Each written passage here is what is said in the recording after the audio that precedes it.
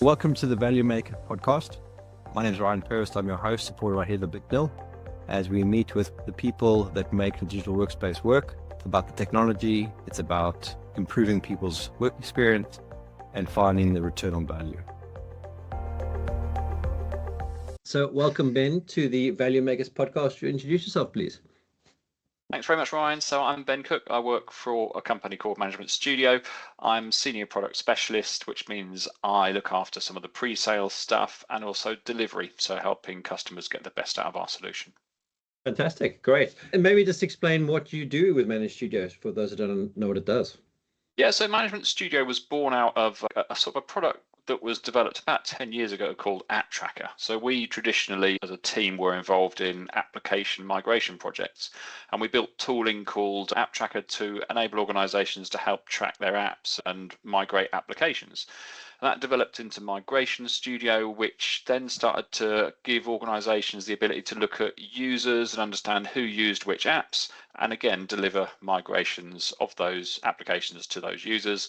And then during COVID, we did a complete rewrite and we created Management Studio.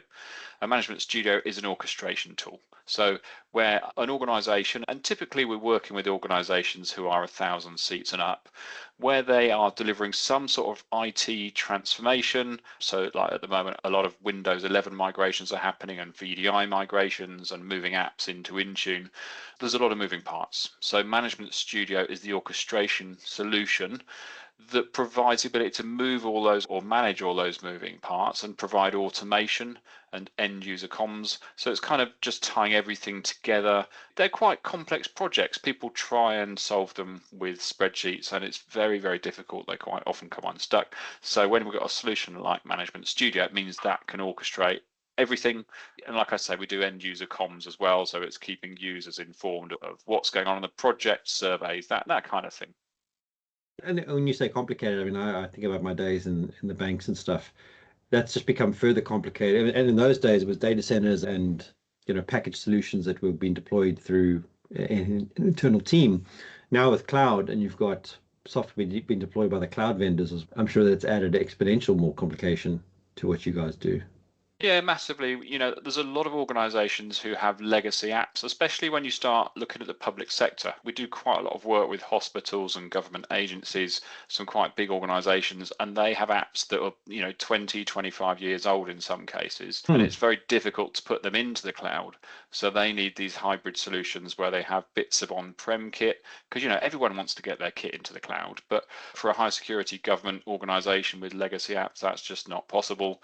So one of my projects at the moment is to help a government agency get onto Windows 11, get off their old infrastructure, but there are some things that just cannot be shifted. And so it is complex, you're right. There's lots of different platforms delivering apps in different ways.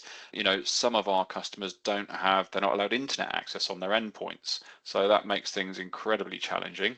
So when you throw all of this together and you're thinking about also when are people available, because everyone's busy, right? So trying to fit these migrations in around people's working lives is also complex. And so we kind of help out with that as well. We have self-scheduling and it all actually works incredibly well. And I think one of the things I hear quite a lot when we show people our product, and quite honestly, a lot of people haven't heard of our product. They see the solution and they say, if only we'd known about this a year ago, because it's so complicated and they've got so many spreadsheets and they've got so many people trying to do this work in spreadsheets that it becomes very complex and difficult. Yeah, my the bane of our existence and my favorite thing is when someone says, "Oh, do this in Excel," and I go, "Oh, great. How do we help you get out of Excel?" No, we love Excel. It's so flexible, and that's inherently the problem. Is it's so flexible that you can't control anything in it. And it's brilliant. Don't get me wrong. Excel is brilliant. People are familiar with it, like you say, and you can start very easily by developing a process within Excel. Yeah, until someone else has to use your process. Yeah. And then it falls. Oh, it doesn't fall over, but it becomes more and more complicated. So you mentioned you guys did a rewrite. So is now this a cloud native product that you offer? It can be anything really. It can be hosted in the cloud. It can be on-prem. It's really up to the customer.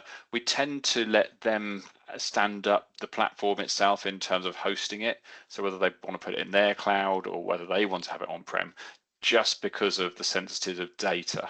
We didn't really want to get into the realms of hosting people's Active Directory and HR data, lots of challenges with data and security. And so people tend to host it in their own cloud these days. And in terms of connectivity, everyone's got connectivity to the cloud except those, those high security people. Then it makes it very straightforward and quick to stand up. Great, great. So what's a typical customer journey? Is it a 90-day sort of thing, or or are there other deviations to that?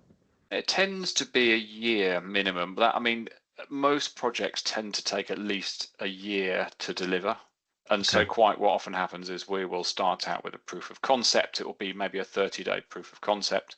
And then following on from that, typically people will go ahead with a full year subscription. And then, it's a nice and quick solution to get up and running.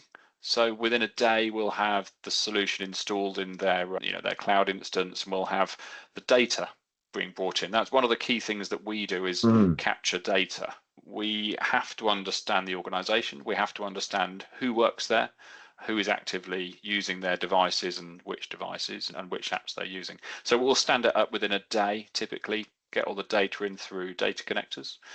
And after that, it becomes a case of helping them with training, getting them up to speed on using the product, helping them with setting up automation so that when a person fires a survey back to say, yeah, I'm happy with the data you've collected, we can fire automation.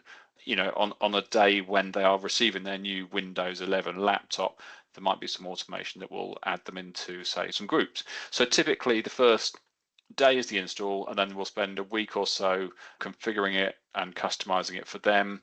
Typically 2 or 3 days of training, and then typically within, I'd say, a week, 2 weeks, we're fully up and running, and they can start getting some data out of the tool and start, understanding how best to proceed. I'm curious about a few things. So you mentioned Windows a lot. Do you only do Windows migrations, or do you do the Mac, Chromebook, Windows? We're starting to do more Apple stuff. We're starting to do more mobile stuff. I'd say probably 70% of what we're doing at the moment is Windows based, but with, lots of people are using modern devices and mobile management. We are seeing a lot more mobile devices. So we have done some mobile phone migrations. A lot of what we're doing at the moment is it's very much Windows 11 focused. With things thrown in, we can help out with things like office moves, where printers are being shifted around. There's a lot of transformation of desktops into the cloud at the moment we're seeing as well. So that's kind of our bread and butter, I would say. Is that to moving them to WVD or AVD or something like that, or is that Yeah. to more web-based tools? No, it's those kind of transformations that we're seeing. We're seeing lots of customers moving their desktops into those systems, and there's complexity around that. There's always complexity with. It typically is the applications and keeping the users informed as to what's happening, and then making sure that there aren't loads of manual steps that have to be taken on migration day, and automating those steps. Yeah. How do you measure a successful project? But a lot of it comes down to timelines. There's generally a target at the beginning of the project in terms of we want to deliver a certain number of devices by a certain date and time. And generally we can deliver that. In some cases, we can speed it up. We had a Hitachi Energy, one of our customers recently. We had a good press release about the project because they were migrating, I think it was about 40,000 desktops across 12 countries. And they managed to do that. I think it was in a year. They managed to do all those migrations. And they did something called migration by exception. And this was something that Management Studio allowed them to do. What they did quite early on in the project was they identified there were certain machines or certain people that only used a subset of the applications, almost like your core applications, your Office apps, and the apps that kind of the key workers would have to use. And they basically would then take that app list and they would identify anybody else in the organization who matches that app list. So it's almost like building a persona based on requirements and then saying who else fits into that persona. And let's say they're the exception, they're the easy ones. So we'll do migration by exception to target those people. And it allowed a very rapid ramp up in the project, in the delivery of the project early on, which meant they were able to meet their timelines. It meant later on in the project, they could then focus on the more challenging applications and people who needed those applications, but they could get the chunk of that work done up front, which just meant meeting those timelines much easier. Yeah, because when we did this at well, both actually, it was always about the velocity per week. How many users could we move per week? Because we had such a large population to move in both cases, it was about hitting that. I think it was 1,000 a week or something. And I mean, I was probably 2, 3 years programs. Then of course, so if that was for current users or customers, but then as we had new people coming in, they went straight onto the platform, the sort of target platform. And I'm curious, I mean, how do you guys handle the joiner mover leaver problem? It's a real pain, and we've got a university that's one of my customers doing a lot of JML stuff. We have the ability to provide a dashboard of new accounts that have been created in the directory where people are logging on, whether it's Entra or Active Directory. So new joiners are very easy to identify, or sometimes the HR department will provide you with a list. And then what you can do is you can have personas, and you can then use automation just to add those people into the right, say they're Entra groups or Active Directory groups, or there might be some SCCM collections if they're still using SCCM. So the joiners bit is quite easy. As long as we've got the persona set up, we can automate a lot of those processes. Yeah. Movers are an interesting one because we don't always, or the customer doesn't always know who is moving. There's not always information published up front on that, which is always a Yeah. bit of a challenge. So again, because we're doing a daily scrape of data from the directory, the user directory, we can actually understand when it happens. Now, we won't know in advance necessarily, but it does mean you can get alerts. And so you can start alerting the team who look after those movers in terms Okay. of are the changes that need to happen. You know, this person is now working from a different office or a different device type. What do we need to do? So the movers thing is slightly more challenging, but it's very doable. And the levers thing, and the university are doing a good job of this. They're looking at things like inactive accounts. So if someone hasn't logged in for a certain period of time, they will set an alert to fire out from Management Studio, so they get a weekly report in their inbox, again sent by Management Studio, which says these people haven't logged it in. I think they use something like 2 weeks, and then they look at, you know, are those people on long-term leave or maybe a long-term holiday, and then they can then differentiate between the leavers and the people who are just on long-term leave. And then they have a process whereby they look at the device, because Management Studio shows which device they've been using over the past number of months, and they can identify those devices, call them back in, or they can even trigger a rebuild if they're on the network so that they're reset and can be repurposed for some new joiners. So it does really help with that sort of JML process. Yeah, it's a very tough one. And I mean, especially with people working remotely, I found it more difficult. How are you handling the different sort of internal tools that a customer may or have, be it if they're running Google Workspace versus Microsoft 365? You know, what is your sort of data tools you need in order to be really successful in a project?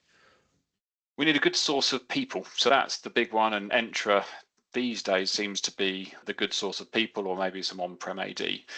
We need HR data is really good. We love to get information around things like the department, the division, the location, even down to desk numbers. So the more understanding of people and how they work, the better. We also need an understanding of devices and a relationship. So, you know, Ryan is working on this particular device, and ideally we would like application usage. There's quite interesting thing, and you might have experienced this on the projects you've worked on, where if you're targeting, say, we're going to migrate Ryan's machine, and we've looked at his machine and he's got 75 apps installed on that machine, that's fine. But if we then go, right, well, to get those 75 apps ready for his new device, that's quite a bit of work. Hmm. What's much better is if you can say, Ryan, which applications do you run? But you might not necessarily know or remember all of the apps you run. So usage, if we can go, actually, let's just look at which applications he's launched and used in the last couple of weeks, that's a way better way of kind of approaching it, much more agile. And the likelihood is you've only run 20, 30 apps out of your Yeah. 75. So if we can get a great source of usage from something like Systrack, or Config Manager is actually really good at providing app usage, that does help the project team in being a bit more agile, a bit more focused. And we're kind of going from a place where most of our customers have Config Manager, MECM, SCCM, which means we can get that app usage out. Most of them, interestingly, don't realize that data is available in Config Manager, and when we tell them, they either don't believe us or they kind of, you know, they fall off their seats because they're like, you know, where's this data coming from? We're like, well, it's hidden away and it's really good. And then we're moving to a place now where a lot of customers now have decommissioned their config manager, or they're preparing to. And so we might not have that data. So they go, well, it's fine. You can use Intune because, Intune's great. And it is great. There's a lot of good things that Intune does. What it doesn't do is give you any kind of usage metrics. So we're kind of moving to a much more modern way of delivering applications and managing applications, and yet losing some of that great data. So that's something that we're just getting used to. And it seems that off the back of that, there are vendors like Systrack and Nexthink, and there's quite a few out there doing kind of endpoint sort of assessments, not assessments, that's not the word, but working out, monitoring and end user experience, because maybe that Intune functionality isn't there. I'm not sure, but that's something we're seeing in the marketplace. Yeah, and I think it's a couple of things. When you're moving an app from platform to platform, something that might work on, version 7 of Windows to 10 to 11 and 12 when that comes out may not work as it goes through that cycle. Also, what I've seen is the move to the sort of cloud providers in the sense of Microsoft 365. You might have had Office installed through a package, and now you've got people installing it off the portal, which is the right thing in some cases to be doing, but they haven't removed the packaged version off their desktop. So now you have 3 different versions or 2 different versions of Outlook there because of packaging messes over the time. And then obviously with it being deployed by Microsoft, and we saw with a customer last week, we had like 65 versions of Outlook because it had deployed Outlook so many times automatically, which is what it's supposed to be doing. But the tracking technology had picked it up as different installs, which makes that user look like they've got a lot of software, but actually it's just the same version of Outlook being upgraded. It's still version whatever 16 or 17, but it's a build number that's changed with a minor enhancement. So that stuff can be a little bit, data intensive to go through and to figure out. And then of course you have those custom apps that someone's built internally. They've taken the Excel spreadsheet and they've built a quick Python script or something like that hasn't been officially recognized as an app, but it's installed and deployed and a few people have it. And you got to figure that one out. Yeah, it's really interesting, the version thing, because like you say, with Office being updated so regularly and Chrome and the other browsers all being updated so regularly, because they're all, doing this agile approach, which is great. But you end up, if you start looking at that data now, you do end up with 50 versions of Office and Chrome and Edge and all those other bits and pieces. And we've kind of got a bit of tech called ACE AI, which it stands for Asset Confidence Engine. And there's a bit of AI in there as well. And what we can do now is we've got this new thing, we call it a magnet app. And it's that challenge that you were just talking about, where you've got 60 versions of Office out there, but you don't really care that the 60 versions where just the build number is changing very slightly.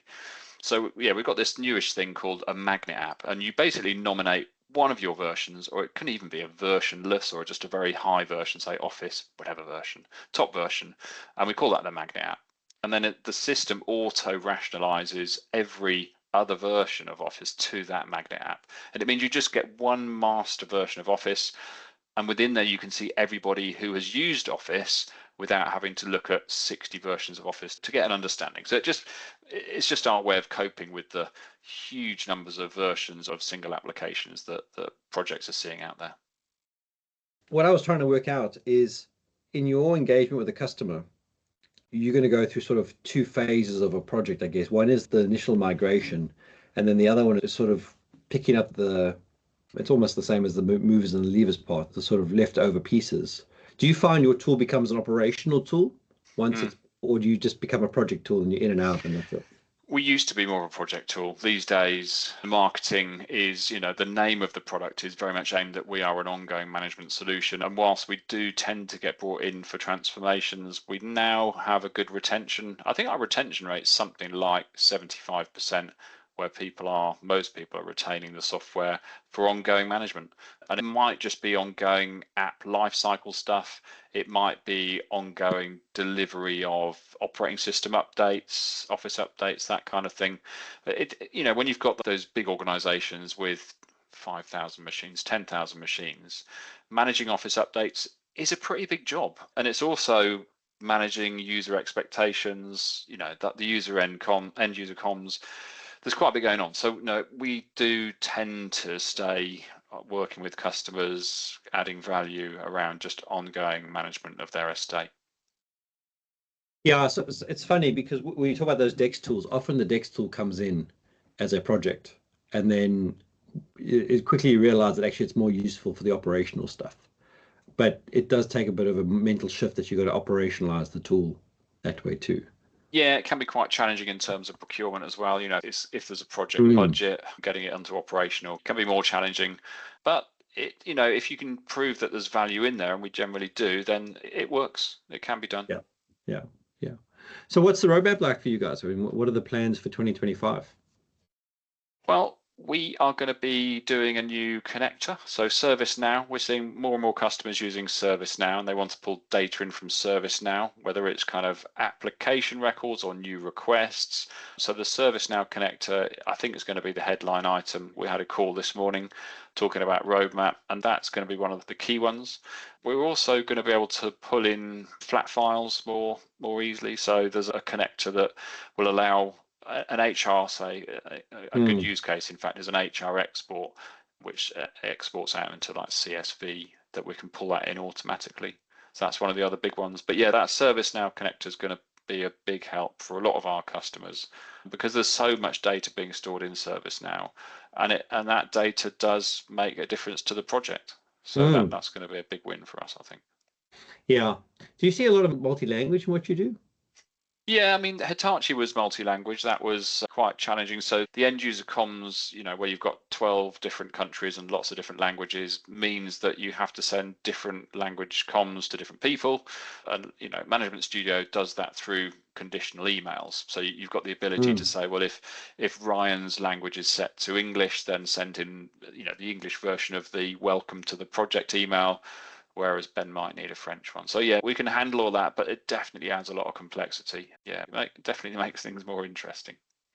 How have you guys used AI or various parts of AI to augment your stack and your approach with your customers? Yeah, at the moment we're not doing a lot with it. We're looking at some application data. So where we pull in that initial set of data, the discovery data, again from places like Intune or SCCM, we are using it for things like looking at missing vendor names. We're looking at for descriptions of applications. So quite often, you'll get 2,000-3,000 application records, and the project team won't have a clue what some of those applications are actually doing. And so if they can have a description against them, that's really helping. So we use ChatGPT to get those descriptions, those vendors. We also do categorization of apps, so you can break down the app estate by category. And again, AI is helping with that. So at this point in time, that's what we're doing. Customers are quite nervous about AI. We're finding that as soon as they hear that the product's using AI, there's sort of flags are raised and alarm bells ringing, and they have to kind of go off and make sure that it's okay for our system to do that. So it's really useful, and I'm sure we will do more over time. There's been talk of app compatibility lookups in ChatGPT. So you could sort of say, does my application work in Windows 11? And we did some testing with it, but we found that the results were a bit inconsistent in terms of accuracy. So we had to put that on the back burner for now, but I'm sure more will come with time. Yeah, I mean, potentially an LLM for your own proprietary one would make more sense because you'd be collecting data and benchmarking it. But, I think that kind of stuff's still early days. And, with the user engagement and stuff, do you do surveys as well? We do, yeah, that's a big part of it. It's almost, I'd say every engagement involves some kind of a survey. So the classic one is we are, transforming a bunch of devices, changing something, and we need to Mm. understand if the user is, first of all, happy with the data that we've collected. Is their department right? Are they based in the Bristol office? We can present them with the list of the apps that we intend to give them as part of the project. Are those right? We can do things as well. So that'll be sent out quite early on in the project. Later on in the project, what we might be doing is providing it's almost like a survey, but the engineer who is delivering that laptop to that new user would be filling in effectively a survey page, and they would be able to put in the username, the host name of the laptop that they're giving to the new user, the name of the laptop that's being returned, and it's all being logged on this kind of central system, the management studio data warehouse. Yeah. And it just means that that the engineer knows exactly when the user's being migrated because they selected the slot. They know which device to give them, which is coming back, are the applications all there, and it just ties everything together really nicely. The other thing we're doing around surveys is we have a few kind of regular ones that get sent out, like there's a monthly app owner survey. So we know who the application owners are, or we can hopefully discover who the application owners are. And then once a month, we'll send them an email to say, are you still the application owner? If not, who is going to take over? And we can even do flags like if an application owner's account is disabled, then it looks like they've probably left the organization. We can look up their manager in Active Directory or Entra and then send them a mail to say, Ryan's just left. He was the app owner for SAP. Who is the new app owner? So it's kind of a proactive way of managing application owners through surveys.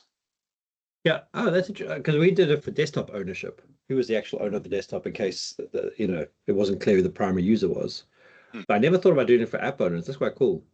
And what about permissions and permission aggregation? Is that something you guys touch or not? Not really. No, we've not got involved in permission stuff at all. Like, what sort of permissions are you like? File permissions or? Well, so if I'm using an app and I need to have, add edit rights versus just read rights, that would normally be handled by like a sale point or something like that. And then if I change roles, I may not need access to that application anymore. But no one ever removes me from that application because they didn't know I moved. Yeah, I mean, it comes down to that JML thing, I suppose, doesn't it? If you're able to identify movers and you have personas, we can definitely automate the changes that are needed, but it's not, I don't think it's anything we've got involved in today. Yeah. Because the other one obviously is the local admin rights. That sort of question and answer and elevate. Yeah, and we do harvest a lot of the, obviously the groups that people are in. So if they are in local admin groups, we can very quickly identify it. So we have done reporting to help with that kind of thing. And again, you can do flags, alerts, so that if somebody is added to a group, make sure they're alerted, the team are alerted. So Management Studio is good at helping you keep on top of those type of tasks. And how customizable is it to build my own workflow? So for example, we wanted to do something where if a user hadn't used an application in 90 days, we'd start the process to remove the application from their desktop. Would we do that through Managed Studio or would we do that through something else? No, definitely through us. It's because we've got, well, assuming we've got that usage data, we will have the last known date that they've used the application, and absolutely. So the way it's managed in Management Studio is you create something called an ESM plan. An ESM stands for Evergreen Servicing Module, and it's kind of that, it is named after that because it is the ongoing management of the estate. So you create an ESM plan, and there's a couple of things that you need in there. That the first one is who are you going to target? And you can set simple targets to say where the user has an application that hasn't been used for 90 days or more, they are in scope. And then the second piece is called the action. And in the action, you have something that basically takes them out of the group. So you'd set up an ESM plan for probably your software, a specific software title, so an expensive software title, no doubt. And in there, you'd build in those two steps, the evaluator to work out who hasn't used it for 90 days, and then the action to take them out of the group that gives them that application. So yeah, that kind of thing can be done nicely. You can also have some nice dashboards around app usage and licensing. So quite often what we do is we will have a list of people who are in a certain app deployment group. So Ryan's been given, access to say Visio. And then we can compare that with who has actually run Visio.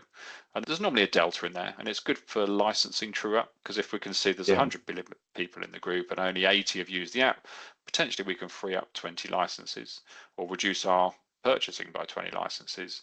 And we can start doing things like taking Ryan out of the group if he hasn't used it for 90 days and that kind of thing. So yeah, there's a lot of stuff you can do in there because we've got that great data set and the automation.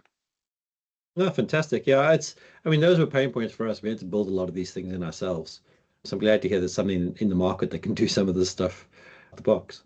Yeah, it does start to add a lot of value when you can start saving a lot on software licenses, as well as helping with the project delivery, as well as the ongoing management of the infrastructure. It does add a big saving.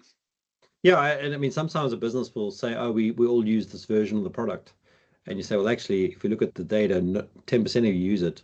And actually, if you want to keep using it, the price tag per license is this much, a couple million. Do you still want it? And you can get away with using an alternative, which is free. Or, my favorite is Adobe Professional versus Adobe and creating PDFs. And you're like, well, actually, if you just print in Microsoft, you can print a PDF. You don't need an Adobe writer Yeah, it's like for you the can do most what? part. You can print a PDF in Yeah. Windows.